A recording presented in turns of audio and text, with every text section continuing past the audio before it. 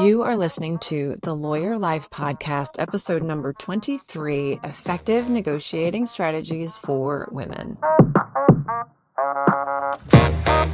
How to effectively ask for and negotiate what you want. But first, let's set the stage a little bit and take a peek at some pretty harsh realities. When you dig into statistics regarding women and how and whether they negotiate for their salaries, it becomes pretty clear that there's a pervasive gender wage gap and a variety of unique factors contributing to it for women. Studies have found that women are less likely than men to negotiate their salaries. In fact, one study found that only about 7% of women negotiate their salaries, as compared to 57% of men. Failing to negotiate one's salary early in your career can have a significant long-term ripple effect. A study by the Institute for Women's Policy Research found that women's lower negotiation rates could account for a significant portion of the gender wage gap over time. In part, this is driven by our fear of the negative consequences associated with negotiating. Research suggests that one reason women may avoid negotiating is fear of backlash or negative consequences. Women may worry about being perceived as too aggressive or unlikable, which could harm their relationships with colleagues and supervisors thereafter. Add to that cultural and social factors. Societal expectations and gender norms can also influence women's willingness to negotiate. Women may have been socialized to prioritize harmony and avoid conflict, making negotiations uncomfortable and unfamiliar territory. Welcome back to the Lawyer Life Podcast. I am Autumn Noble, the host of the podcast, as well as the founder of the Lawyer Life Collective, life and career coaching for attorneys. Over the course of my career, I have worked at firms of all shapes and sizes, from boutique firms to solo practitioners, mid-sized firms, national firms, and gone in-house with the Fortune 300 company, as well as founding my own firm. I've done the teaching circuit, the speaking circuit, and built my own client base. If you are an attorney that is seeking more independence, flexibility, and fulfillment in your practice, you are in the right spot. In the Lawyer Life Collective, we focus exclusively on supporting lawyers to create the careers of their dreams, whether that is in law or out of law. We offer one-on-one coaching, group coaching, speaking engagements, private training, newsletters, webinars, and of course, this podcast. Be sure to check out the show notes to take advantage of all of the free resources we make available to support you on your lawyering journey. This week, we are focusing on negotiations. Over the past several episodes, we've been talking about dealing with difficult humans, managing relationships, having difficult conversations, and now we are culminating that series with a discussion of how to effectively negotiate and why it's so crucial for women. But before we dive in, a few important announcements about upcoming events. First, if you are someone who is long on dreams and short on time, be sure to mark your calendar and attend our next free webinar on May 8th at 4 p.m. Central, where we will unpack how to find more time, how to get more done, and actually start creating the life of your dreams. It's a 45-minute webinar, and we will discuss the most essential time management tools that I coach all of my clients and that I use every day.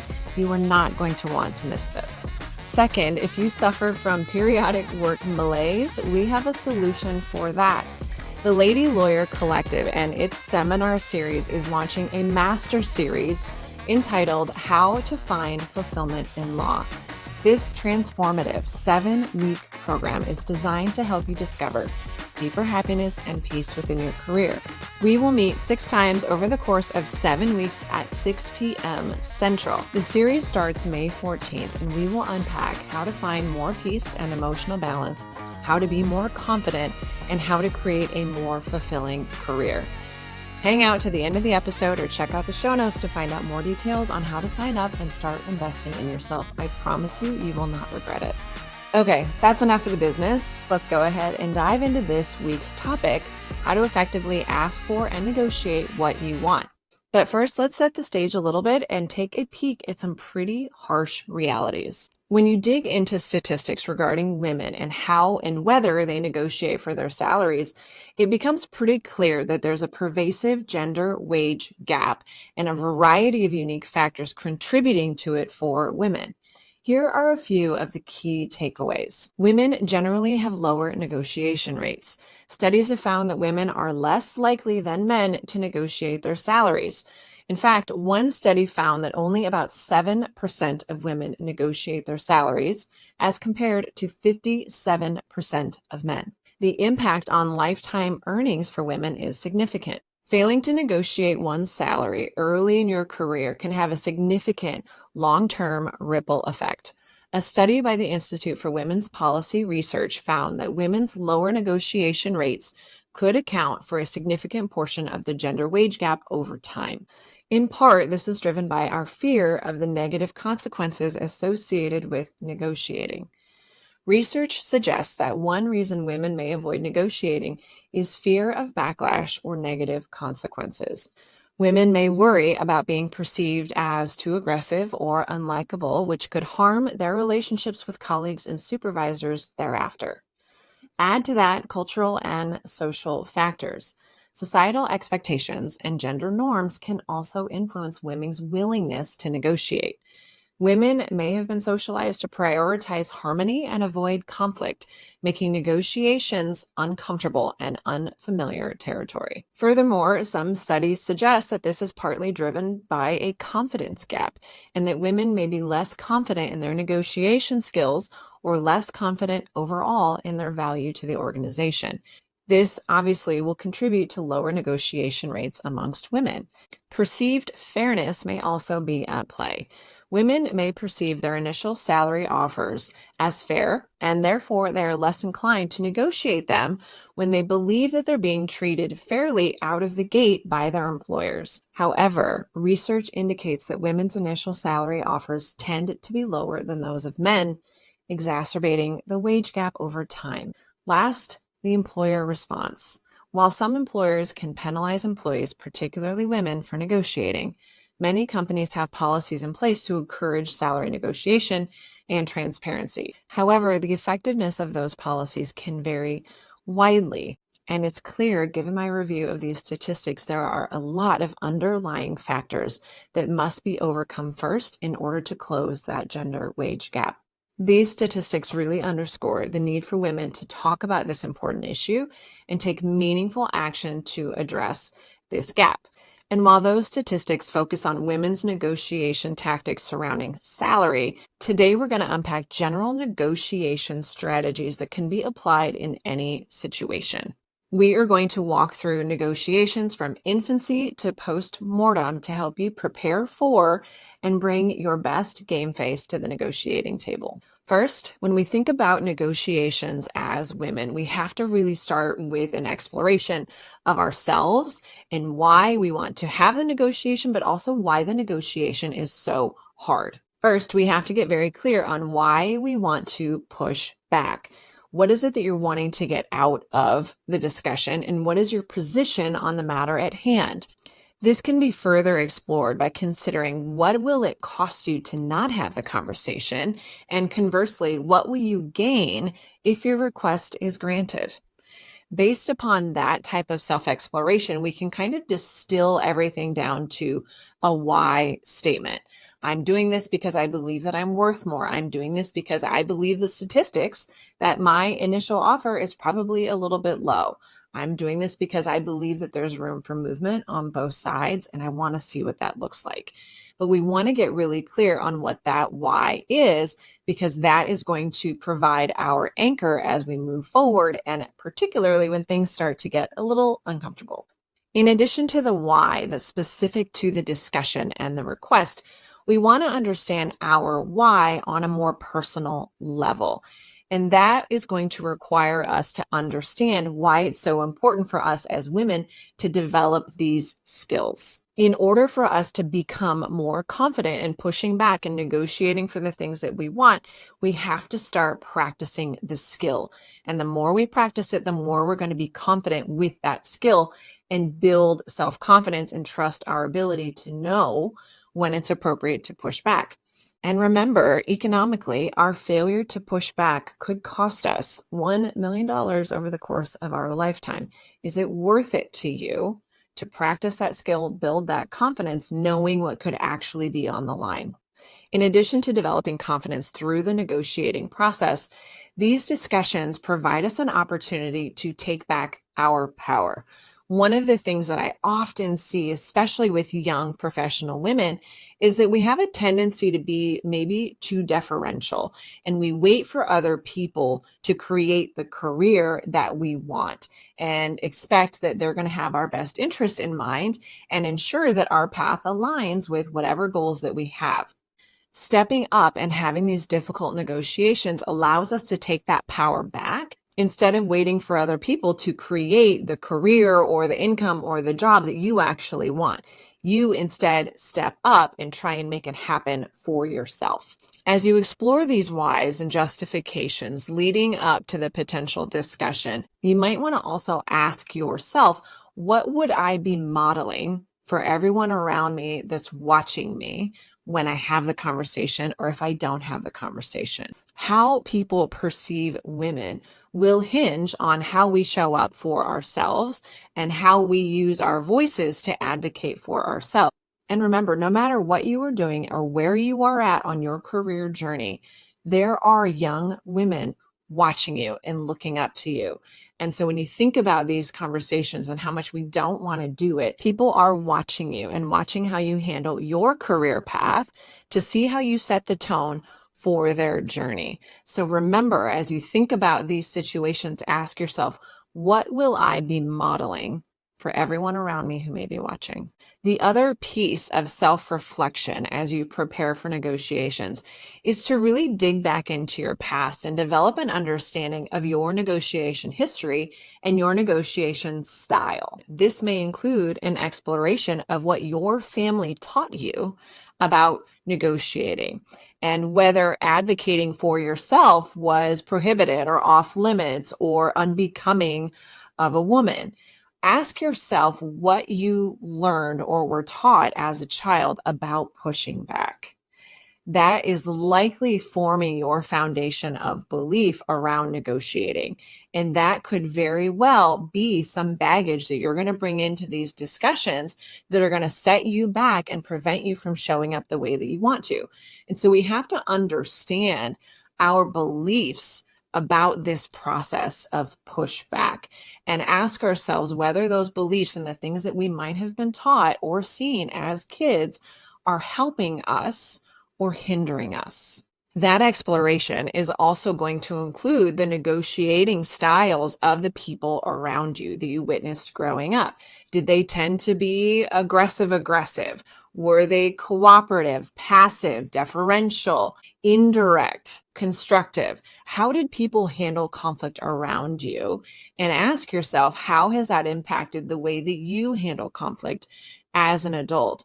And start to unpack whether or not there are things there that you need to work through in order to allow yourself to show up at your best. You will know that there are issues there when you start asking yourself, when am I most comfortable in negotiations or pushback scenarios? Do I tolerate conflict well, or does it make me uncomfortable to speak up and ask for what I want? How is it that I think about women negotiating? Do I judge them? Those are all signs that there's something going on from your past and within your belief structure that needs to be sorted out before we move forward. So step number one is to really do that inner work. Get clear on why it's important for you to have this particular conversation. Explore why it's important for you as a woman and as a human being to have this and what that will get you. And that might be self-confidence or growth or developing the skill or whatever. And then ask yourself, what baggage am I bringing to the table potentially that could be hindering my ability to show up? And that's going to really get into those beliefs about pushback, and particularly pushback as a woman. Once you have opened up the gates to that exploration and that understanding, the next thing we need to do is start getting prepared for the actual discussion. So that's step number 2, the preparations.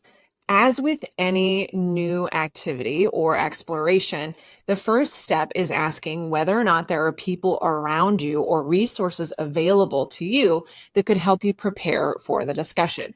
It could be a coaching session. It could be a book, a webinar, a trusted advisor, a mentor, or a coworker. There might be someone in your orbit who has done something similar to what you are contemplating. And that could provide a whole host of resources to support you in getting as prepared as possible for the discussion. As you start the preparation process for negotiation, it's really important for you to have an idea of who you want to be in that moment and how you want to show up, and to start visualizing and accessing that person now. I like to think about this in the context of kind of manifestation mindset. It's kind of all the vibe right now, and everyone's talking about it. A lot of people think about manifestation as, I'm just going to put my energy out into the world that I'm this, badass lawyer, and I make this much money and I have this much confidence, and kind of the end result of who that person is and how she shows up. And while that is helpful in your manifestation practice and visualization practice, it's not particularly helpful for situations like this. The reality of it is, when we think about manifesting, we really want to be focusing on all of the steps that precede that ultimate vision. And I can promise you that if your ultimate vision that you're trying to manifest is this strong, confident, powerhouse woman, somewhere along that path, she got really good at negotiating and pushing back and having those really impossible discussions. And so that is where we want to focus our energy when we're manifesting or when we're preparing for something difficult. We want to actually envision every step it took to get there. And these types of discussions and these types of pushback are part of that process. And so as you think about the negotiation, really allow yourself to envision you in that moment, having those discussions, asking the questions, and pushing back in the way that you want to, and start accessing her instead of focusing at the end game and who she is after all of that. With that woman in mind and an idea of how you want to show up, we can kind of back into, okay, what is all the data and information that I would need to be her in that moment? And then we can start doing some real homework. First, obviously, we want to gather data. Any type of analytical data, people data, benchmarks, empirical data that you can get your hands on, and be really strategic about it, because the more prepared you are, the better you'll be able to show up calmly and confidently and avoid any curveballs. In gathering that data, you want to also get clear on the opposing positions. What are their goals? What are their obstacles, struggles, and challenges? Is there a way for what you're asking to benefit both of you? And can you find data and proposals that can allow you to present a win-win scenario for both parties? In addition to the data on the actual subject matter at hand, you'll also want to gather data on the particular person or persons that you're going to be talking about. What is your history with them? What is the baggage like with them? Have you had negotiations or pushback discussions with them in the past, and how did they go? Have you developed thoughts and judgments about them that you might be bringing with you into the discussion, and how would that impact your ability to show up in the way that you want to? This is an important piece of the homework because it will help you understand your potential triggers with that person and identify them in the moment. If you're having a difficult conversation with someone and part of you thinks back to ways that you've judged them and things that you don't like about them and difficult run-ins that you've had with them in the past, before the negotiation, you can explore those and understand how those lines of thinking impact your ability to show up. And if the result of that line of thinking is not helpful, or if it makes you angry and it makes you want to lash out at them, now you know that's a landmine that you want to avoid in the moment. And so you can go into the conversation knowing, I'm not going to let my mind drift back here. I'm not going to let my mind gravitate towards those judgments. Wait till the negotiation is over and then judge them all you want. But going into the conversation, you have to know these are judgments that exist, and these are things that I'm bringing with me, and they can't participate in this discussion. It's easy for a negotiation to go sideways when we don't know what our triggers are or what our existing judgments are about the other person. And so that's part of the work that you want to do as well in preparing for the conversation. At this stage of the information gathering homework, you want to get really clear on your worst case scenarios. What's the worst that could happen to the relationship if the conversation gets contentious? What's the worst that could happen if this person flat out overrules you or denies all of your requests? What would you do, and how would you handle that situation? In preparing for the negotiation, we can actually isolate one of those worst case scenarios and work through it and decide ahead of time how we would respond and what ways the scenario might even be okay. That way we can know that when that worst case scenario fear or worry happens or comes up during the negotiation, it doesn't have to cause us to panic because we've already worked through it ahead of time and have gotten some clarity around how we could be okay and how it might not be as horrible as we're making it out to be. It will provide you the tools that will help you calm down and soothe any panic that could come up in the negotiation when things don't feel like they're going the way that you want them to. After you've gathered all of that data, you want to synthesize it down into kind of a concept of what you're going to be asking for. And how can that data and everything you've thought through and everything you analyzed, how can we craft a request that's easy to say yes to? And that may mean that we also have to prepare a work plan or contract terms or job descriptions or a process to execute on whatever it is that we're asking. And we provide that to them almost on a silver platter so that they don't have to do any thinking. They don't have to figure anything out. We have made the request and we've figured out how to make it happen.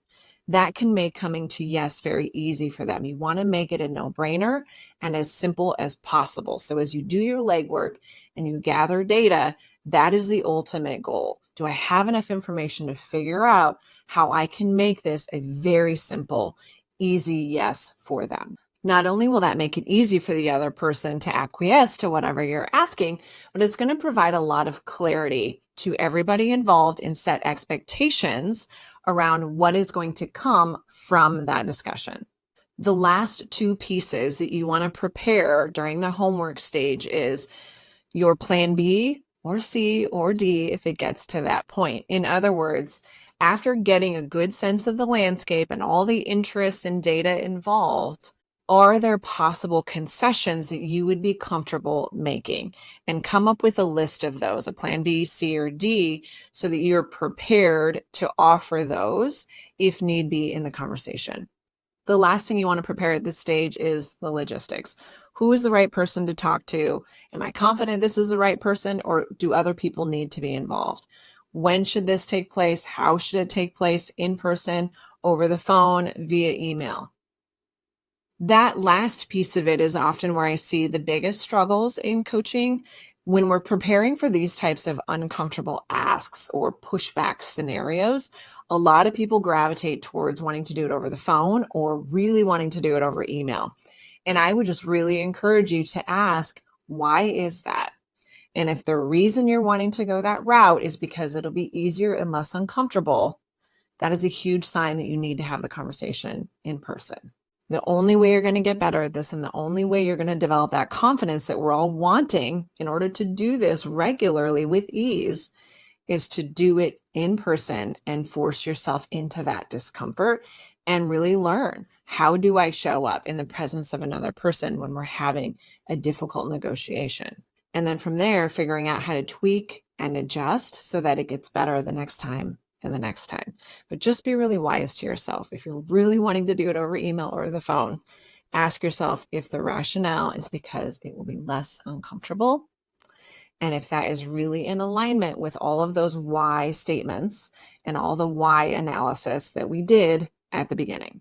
Okay, at this point, you have done your internal work, you're clear on your whys, and you've done all of your homework and gathered all the data that you can possibly gather to do this. So now let's talk about how we actually execute on this conversation. First, we're going to tee up the request with your opening. And this is going to be where you utilize a bit of a hook to open the conversation and engage interest by setting the stage to what you're asking for. And that might be simply opening with your intention. I would like to talk to you about my status as a senior associate, my path to partnership, my salary, my current pay structure. Setting that out right out of the gate, but then introduce a little bit of gratitude. I always recommend that once you set the stage or once you're about to close, you want to have gratitude at the front end and also at the back end. So we set the stage and then we transition to the actual request by expressing some gratitude. And that may simply be thanking them for taking the time to meet with you. They don't have to meet with you. They're busy people, you're busy people, and just recognizing that out of the gate, that they're taking time out of their day to have this discussion with you and hear you out, and stating that plainly and simply before you transition into the actual request. Now we are ready to make the request. We are going to state it simply and assertively, and we are going to start with our most aggressive request. This is usually the most uncomfortable part of the whole discussion, but it's honestly the shortest part. We had our opening, we had our gratitude, we had our one-line request, and now we're just going to keep on trucking ahead, and we're going to start laying out the justifications and the facts surrounding our request. This part of the negotiation is really important because we do not want to be having a discussion where two people are operating from very different sets of facts.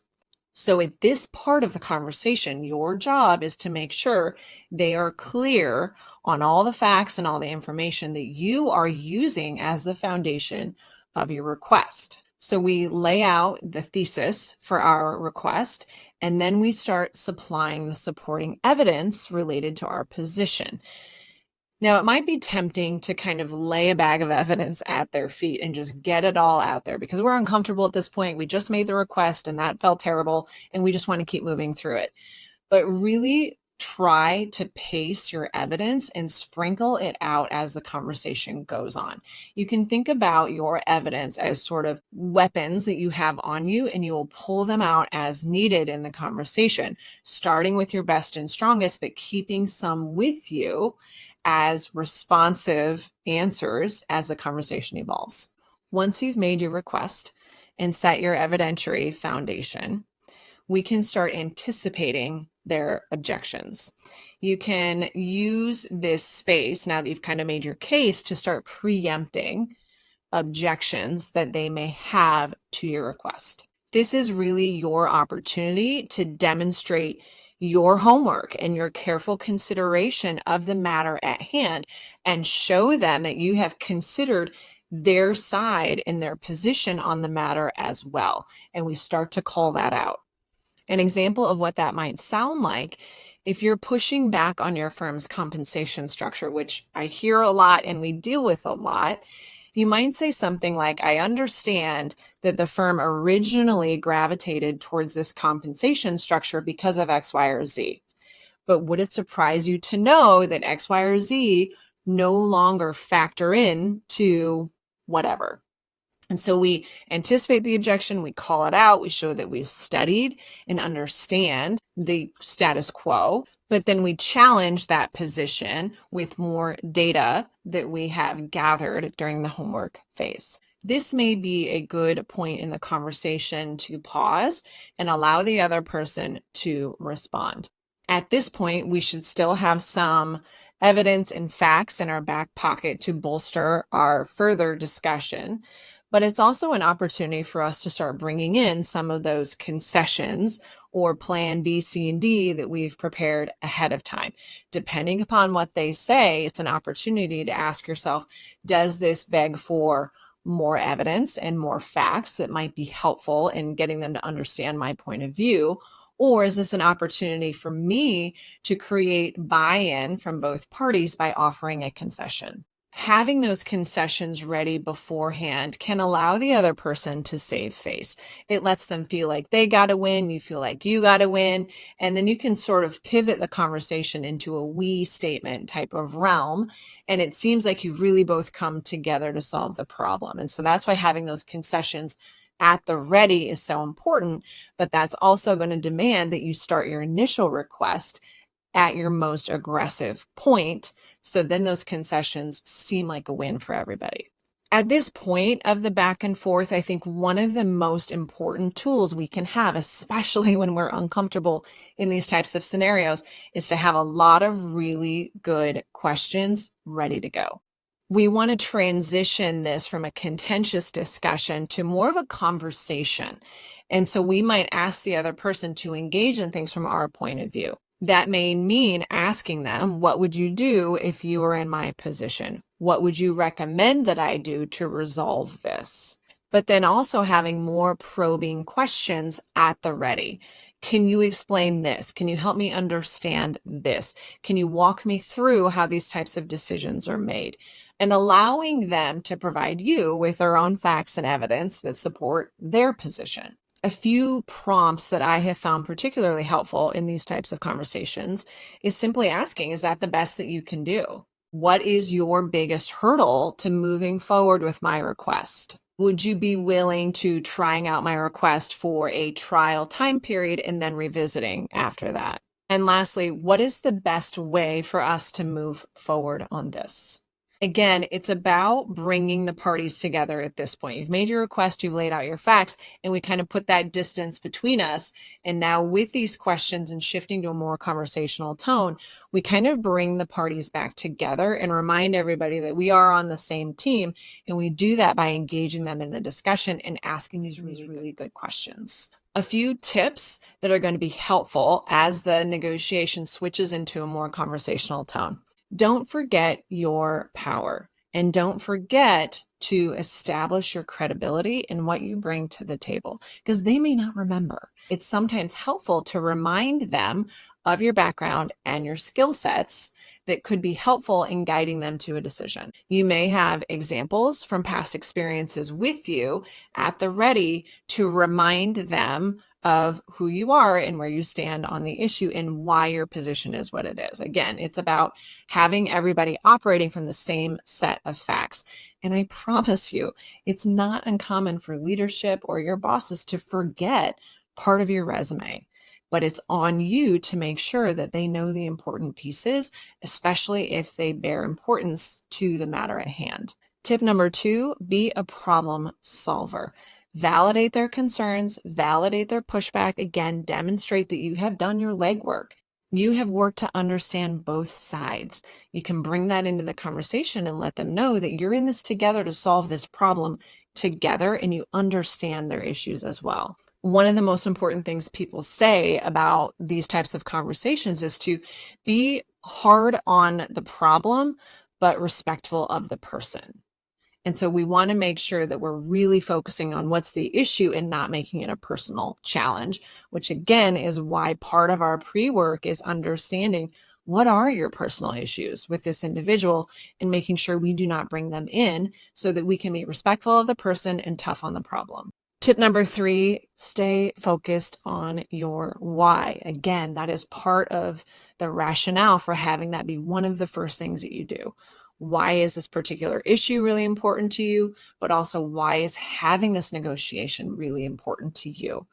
And bringing it back to that every single time so you can stay focused on the bigger issue at hand and not get caught up in the little tit for tats. At some point, the conversation needs to come to a close. As the person who initiated the negotiation, I think it's really beneficial for us to be prepared to close it. In that space, we briefly reiterate our request and express gratitude. Gratitude for hearing you out, gratitude for engaging in the discussion, gratitude for everything they've taught you over the years and opportunities they've given you. But find something that resonates with you and express that after you reiterate that final request. and also confirm your future commitment to the employer, but also your commitment to resolving the problem in a way that works for everybody. From that place, you can simply clarify and summarize where the conversation has landed. And sometimes they're not going to really land anywhere. And so it might simply be stating, I'm going to continue to think about this. I hope that you will do the same. Let's regroup on this in a week or two. I'll put some time on your calendar. But we want to be really clear of where things have ended and what the next steps are and what your intentions are. And again, as I said earlier, one of our goals is to make this as easy as possible for the other person. And so we want to be really clear what their action steps are. And if there's a plan to meet again in the future, you take that on you and you make it happen instead of asking them to do it. I think it's really important to close these conversations with simply an emphasis on the importance of the issue to you and continuing your efforts to resolve it. That is why this ending summary of where we've been and what the next steps are is so important, because it's going to really emphasize to them, this is not something I'm just going to let go of. It's important to me, and here's where we move forward. And here's how I intend to keep this on your radar because it is important to me. The last piece of the puzzle, after we've done our inner work, we did our homework, we had the negotiation, this last piece is just as important as all the other steps. And that is really regrouping afterwards to conduct your own post-mortem on how it went. Where is there room for improvement? What was really hard for you? And how can you continue to stay in the game with respect to this particular issue? I think it's often helpful to think about a flat out no or a rejection of your request as a not yet, and just giving yourself some compassion that you've started the discussion, that the door has been opened. And it doesn't mean just that they said no that one time, it's going to be no the next time. We really have to commit to ourselves in this post-mortem place that we're not going to give up on ourselves, that we decided at the beginning why it was important to us. And we're going to stick to that and see it through, even if the initial answer was no. That means committing to staying in the game, and don't do this sort of quiet quitting thing. Just because they initially said no, it doesn't mean it's foreclosed forever. And so we want to continue to show up in a way that lets them see how committed you are to the organization and how willing you are to collaborate on this particular issue. It doesn't mean that you stay forever, but what it does mean is that you're going to show up and have a good attitude despite whatever happened in the negotiation, because that's who you want to be. And if ultimately their answer really is no, you have a choice to make, but at least you've sown some really goodwill along the way and learned how to show up despite the frustration about how the conversation did or didn't go. During your post-mortem analysis, I also recommend considering whether it would make sense to have a follow-up with the individual. And I don't mean a follow-up about the particular subject matter. I mean a follow-up on kind of the global issues. You might consider asking them for feedback on how you handled the discussion. You might ask them for more information. If there were things that they said during the discussion that took you off guard, or that you didn't know or didn't anticipate, I think it makes perfect sense to follow up with them and ask for more detail or example, particularly if during the negotiation, it got a little contentious and maybe they were belittling or maybe they were criticizing you and it felt really unfounded.